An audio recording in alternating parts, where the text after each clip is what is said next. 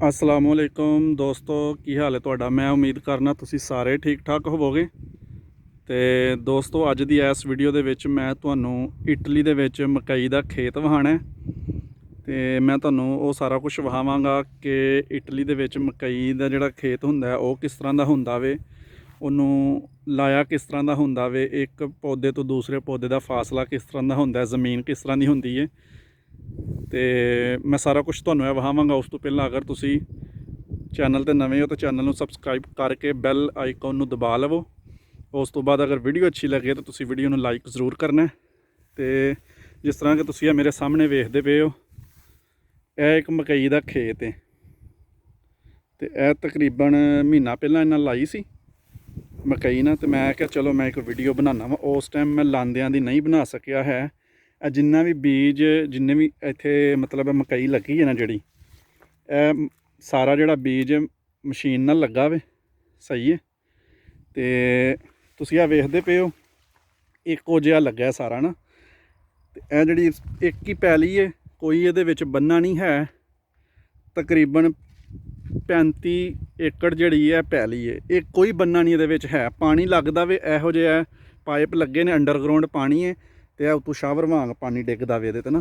ये अगे भी एक डंडा लग्गा, तुहानूं मैं अगे जाके वहाना वा। पौधों के बारे थोड़ा तुहानूं मैं वहाना वा, पौधे हुंदे किस तरह के ने थल्लों सारा कुछ ना।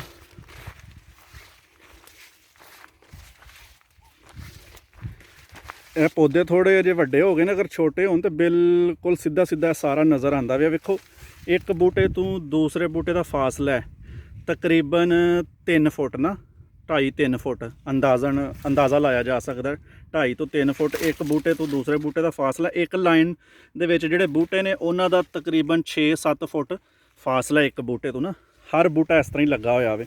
विच इहदे होर कोई किसी किस्म का घाह नहीं है, तुसीं वेख सकदे हो। किसी किस्म का घाह बूटी कोई भी नहीं है। तो इस तरह ही एक फासले के उत्ते जो पहला एक लाइन है, लाइन दे विच जिहड़े बूटियां दा फासला ना वो 6-7 इंच तो ज़्यादा नहीं है। तो जिहड़ा एक लाइन तो दूसरी लाइन का फासला है वो तकरीबन 2.5-3 फुट फासला है, सही है। तो तुसीं ज़मीन वेखो, पथरीली ज़मीन है, मिट्टी मिट्टी ना, विच मिट्टी भी है तो विच पत्थर भी है ना। वेखो अगर मैं तुहानूं विखावां, वेखो ज़मीन इस तरह की है, सही है। सारी ज़मीन ही इस तरह की है। तो वो एक होर पाइप लग्या पानी वाला, इस तरह ही मुख्तलिफ पाइप लगे ने। तो जो तुहानूं नज़र आते हो क्योंकि काफ़ी दूर दूर लगे ने, इन्हां दे जरिए ही पानी लगदा। तो खेत वेखो किड्डा वड्डा खेत ना। तो इत्थे जिहड़ा सारा काम जिहड़ा मशीनां नाल ही हुंदा वे, विचों दी ट्रैक्टर गुजरदा वे। जिहड़े राह बने ने ना, इन्हां चों ट्रैक्टर गुजर के कोई स्प्रे वगैरह कोई दवाई लाने छिड़कनी होए तो वह भी छिड़क करदी है, सही है। सारा इस तरह ही खेत बनया होया वे। तो अगर जदों ज़मीन ते लानी होए ना कोई भी फसल, ज़्यादातर इन्होंने तो गोबर खाद जिहड़ी वो पहलां पांदे ने। इस ज़मीन दे विच भी उन्होंने ना पैली च पहलां गोबर खाद पाया सी, उस तो बाद उन्होंने वाया सी। तो फिर बाद चों यह मशीन दे नाल सारा बीज लाया सी। तो यह तकरीबन एक महीना होया जे इस मकई नूं लाया। तो जदों इन्हें सही तैयार होना है ना, एक बूटे नूं जिहड़े ने ना 3 ਤੋਂ 4 छल्लियां लगनियां ने, सही वड्डियां वड्डियां मोटियां। तो बूटा जिहड़ा वे तकरीबन 7-7.5 फुट उच्चा हुंदा वे। तो मैं कोशिश करांगा जदों सारी पक जाए ना, एक बारी मकई जिहड़ी बन जाए पूरी, मतलब यह जिहड़ा खेत है वो जिहड़ा हुंदा वे मकई वास्ते तो नहीं लांदे, चारे वास्ते लांदे ने। तो जदों इनू मतलब सही तैयार हो जाती हुंदी हरी है, तो उदों ट्रैक्टर के नाल कट्टदे ने, वो भी मशीन नाल ही सारा कुछ हुंदा। मैं कोशिश करांगा उदों बनावां, तुहानूं मैं वहावांगा कि छल्लियां जिहड़ियां ने वो किड्डियां किड्डियां वड्डियां हुंदियां ने ते बूटा किड्डा उच्चा हुंदा है। तुहानूं मैं एक होर गल दस देवां कि यह जिहड़ा तुसीं वेखदे पे हो, यह तोड़ सीधा एक लाइन दे विच लगी है सारी मकई ना। अगर यह लाइन की गल करिए तो एक लाइन च वे, उस तो अगली की गल करिए, सारा इस तरह ही तोड़ तक एक ही लाइन च लगी है।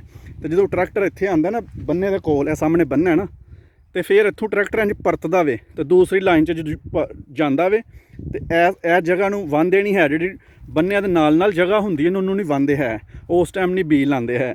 जो सारी खत्म हो जाती फिर इस साइड नूं लांदे ने सारी। इस जिहड़ा पौधों का स्टाइल है वो इस तरह का वे, सीधा वे सामना। तो जिहड़ा दूसरा वे वो इस तरह वे।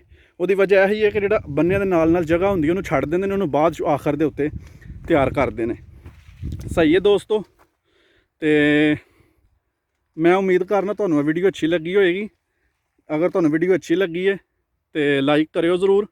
ਤੇ ਫਿਰ ਮੈਂ ਤੁਹਾਨੂੰ ਕਿਸੇ ਹੋਰ ਵੀਡੀਓ ਦੇ ਨਾਲ ਮਿਲਾਂਗਾ। ਉਦੋਂ ਤੱਕ ਮੈਨੂੰ ਇਜਾਜ਼ਤ ਦਿਵੋ। ਆਪਣਾ ਖਿਆਲ ਰੱਖਿਓ। ਅੱਲਾ ਹਾਫਿਜ਼।